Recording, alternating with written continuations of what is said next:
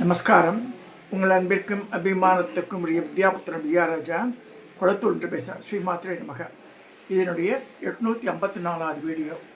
இந்த வீடியோ பார்க்கும்போது மார்னிங்கு டாப்பிக்காக நான் சர்ச்சிங் அப்போ புக் ஷெல்ஃபில் அல்லல் போர்க்கும் அற்புத ஆலயங்கள்னு திரு மகேந்திரவாடி உமாசங்கர் எழுதின ஒன் ஆஃப் த புக்ஸ். அவர்கள் 30-40 புக்கு எழுதியிருக்கார். அவர் அருமையான மனிதர், அழகான எழுத்துக்கள், அப்படியே அப்படி சுண்டி இழுக்கும் மனசை. இப்போ தான் மகேந்திராவடி உமாசங்கரன். இந்த மாமாவுக்கு 83 வயசு ஆச்சு.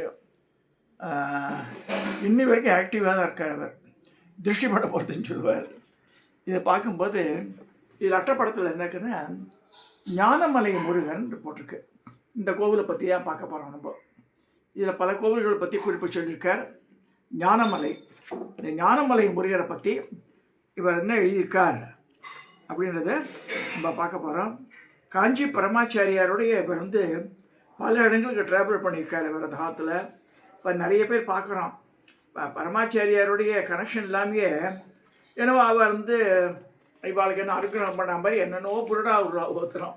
இவள் ஏச்சுக்கும் பார்த்ததே கிடையாது. அவரை அந்த மாதிரிப்பட்ட இவர் கிடையாது. இவர் கூட பழகியிருக்கார். He travelled along with him. நிறைய கூப்பிட்டு இன்ஸ்ட்ரக்ஷன் சொல்லியிருக்கார் பரமாச்சாரியார் இவருக்கு. அந்த மாதிரி அனுகிரகம் பண்ணப்பட்ட மனுஷர் இவர். ரொம்ப அழகான எழுத்துக்கள், ரொம்ப எளிமையாக இருக்கும், புரியுது. இப்போ இந்த ஞானமலை முருகரை பற்றி என்ன சொல்லியிருக்கார் அப்படின்னு பார்க்க போகிறோம். இந்த ஞானமலை அப்படின்ற அந்த ஊர் எங்கே இருக்குது, அதாவது இந்த காட்பாடி இந்த இதில் போகும்போது, பெங்களூரோடு போகும்போது பானாவரம் ஒரு ஸ்டேஷன் வரும். ஊர் பேர் பானாவரம். உள்ள சோளிங்கர், பானாவரத்தில் இறங்கி சோளிங்கர் போகலாம். அங்கேருந்து ஒரு ஃபியூ கிலோமீட்டர்ஸ் சோளிங்கர் கோவிலுக்கு போகிறவா பானாவரத்தில் தான் இருக்கணும், ட்ரெயினில் போகிறதா இருந்தால். ஸோ அந்த மாதிரி அந்த அந்த அந்த அப்படி போகிற வெளியில் இது வருது. இந்த பார்த்தா ஊர் ஸ்டேஷன் பக்கத்தில் பார்த்தா தலங்கைன்னு ஒரு ஸ்டேஷன் வரும். மருதாலம், தலங்கை. மருதாலத்தில் எங்கள் அப்பா ஸ்டேஷன் மாஸ்டர் இருந்தார். நாங்கள்லாம் என்ன செய்வோம்னா அந்த கலச்சிடுவேன். ஒரு 4-5 வயசு தான் கூட, அது கூட இருக்காது எனக்கு.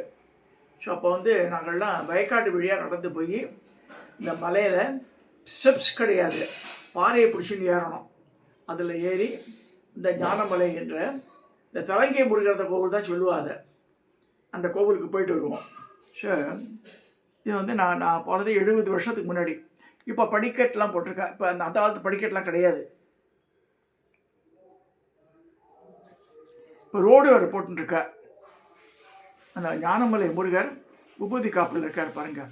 வெள்ளி தேவயானியோட விபூதி காப்பில் அருள் பாலிக்கிறார்.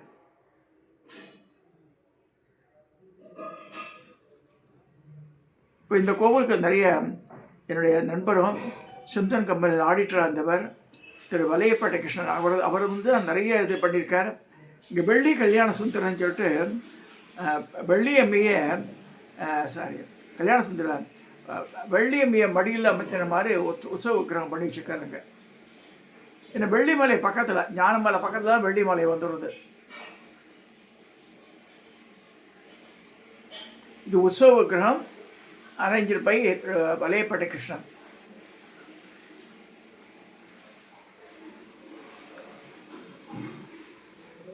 ஞானமலை முருகர் அந்த மூலவர் வெற்றிவேல் மாலை சாத்தி வச்சிருக்கா அபிஷேகத்துக்கு முன்னாடி.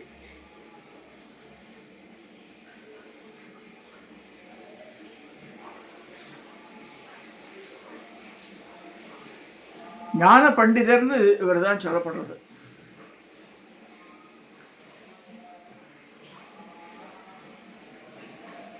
அலங்காரத்தோட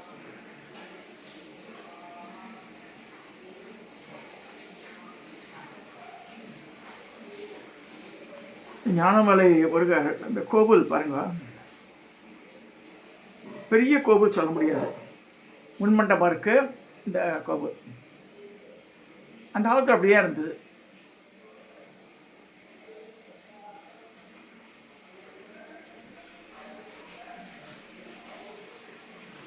ஏரியல் வியூல் எடுத்துருக்க பச்சை பசேன்னு இருக்கு பாருங்க. கோவில் சுற்றி மலைகள் ரொம்ப அழகான இடம், ரம்மியமான இடம். அது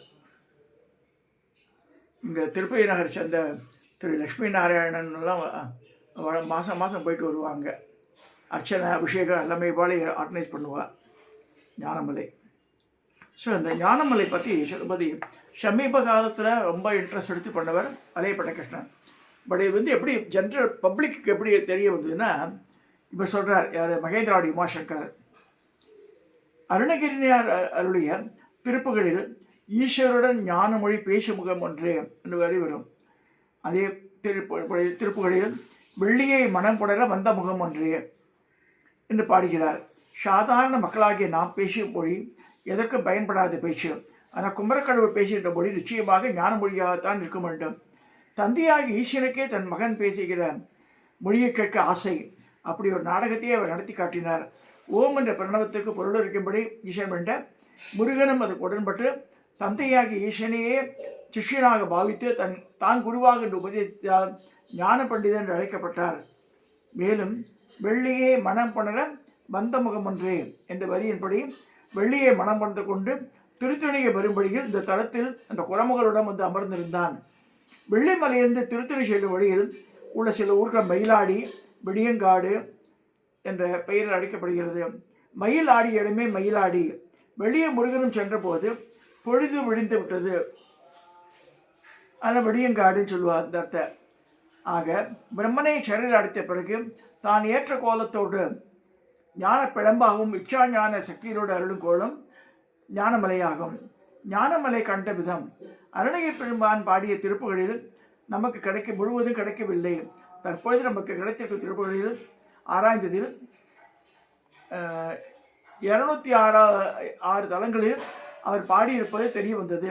அவற்றில் 33 தலங்கள் மலைத்தலங்கள்.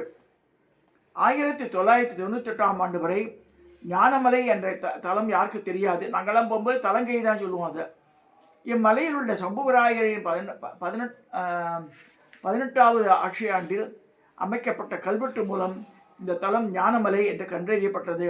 இந்த கல்வெட்டை 1998ஆம் ஆண்டு வேலூர் அருங்காட்சி காப்பாளர் திரு காந்தி அவர்களும் காவேரிப்பாக்கம் அரசினர் மேல்நிலைப்பள்ளி ஆசிரியர் திரு வெங்கடேசன் அவர்களும் கண்டுபிடித்து செய்தித்தாளில் வெளியிட்டிருந்தனர்.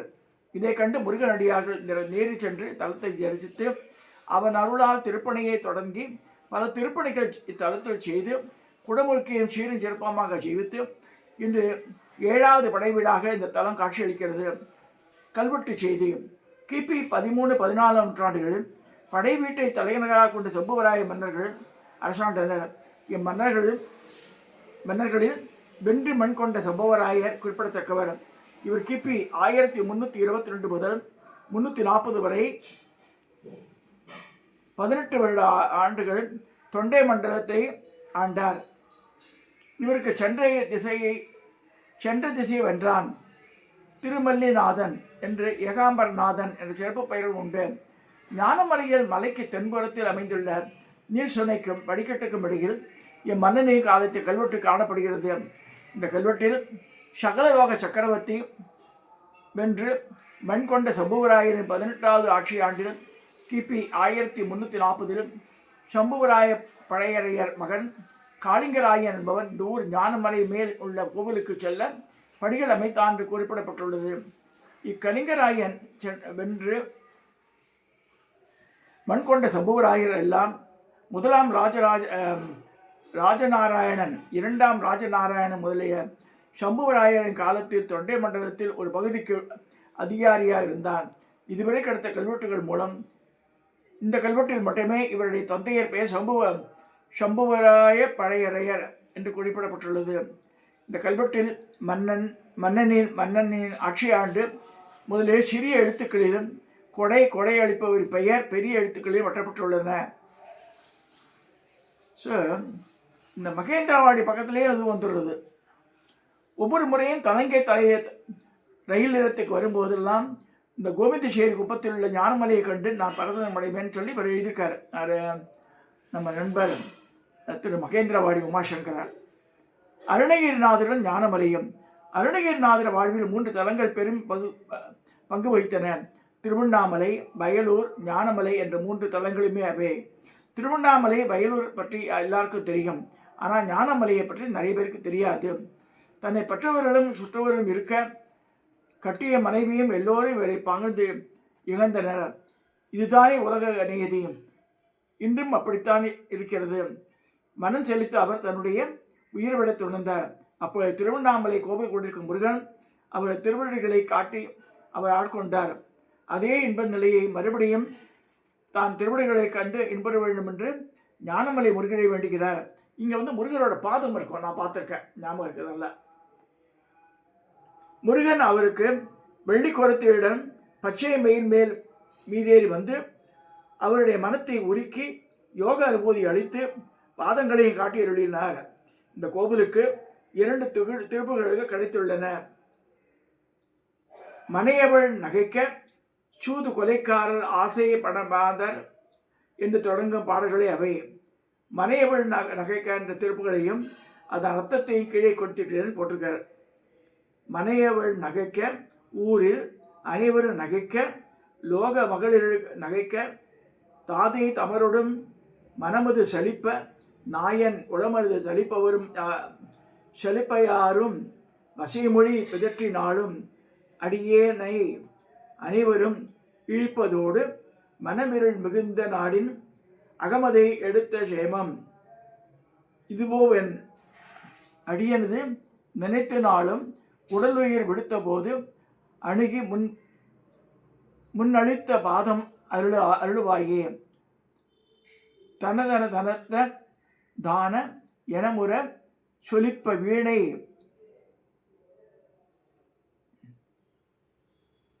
அலைமோத தமருக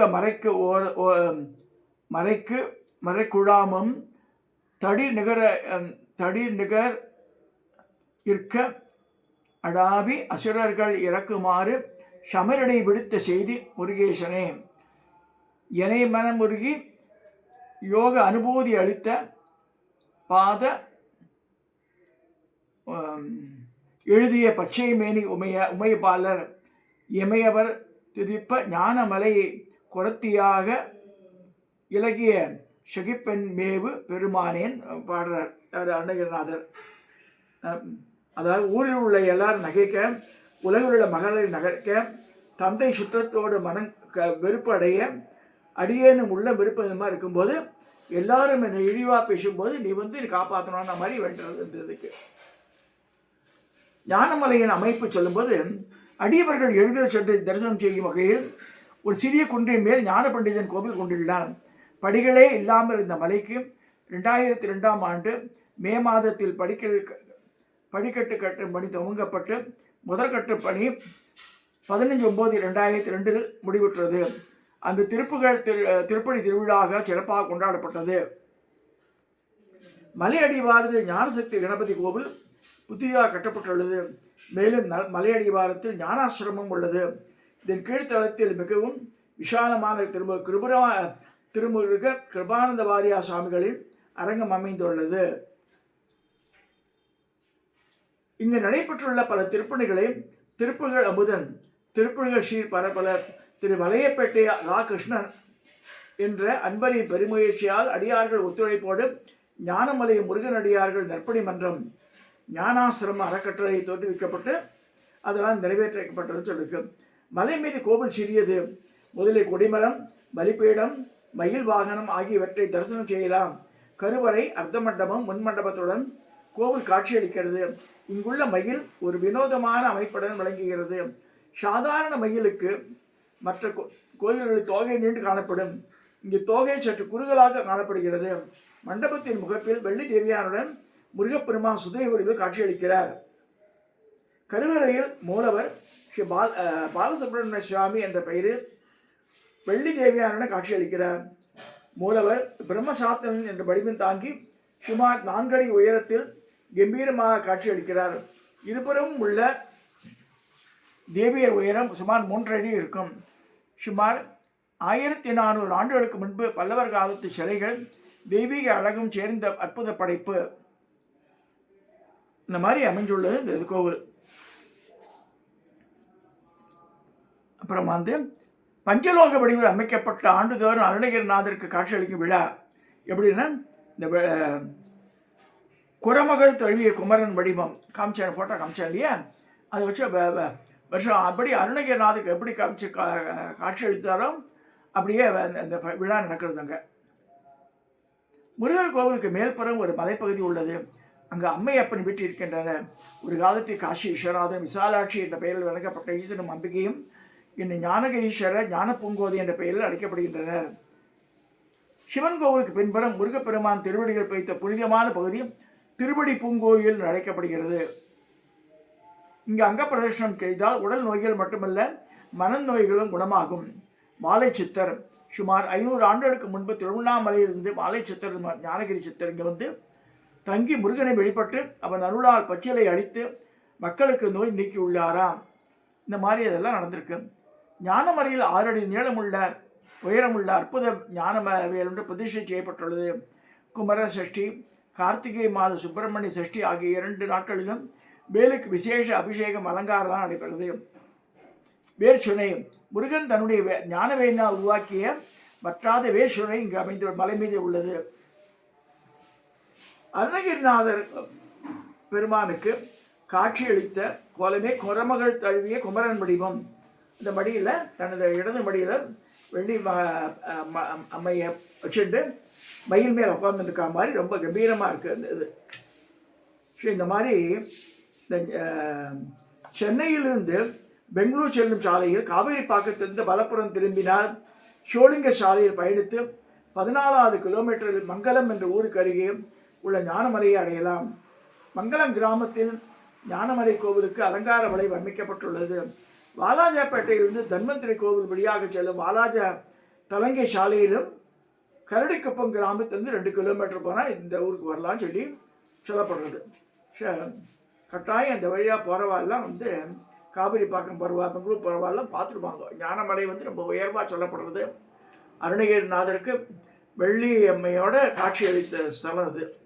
நம்ம வலியப்பேட்டை நண்பர் கிருஷ்ணன் வந்து நிறைய திருப்பணி பண்ணியிருக்கார். ஸோ முருகர் பக்தர்கள் எல்லாருமே இந்த கோவிலுக்கு விசிட் பண்ணணும்னு சொல்லி வேண்டி இந்த பதிவை நான் நிறைவேற்றுகிறேன். இதை சப்ஸ்கிரைப் பண்ணுங்க, ஷேர் பண்ணுங்க, லைக் பண்ணுங்க.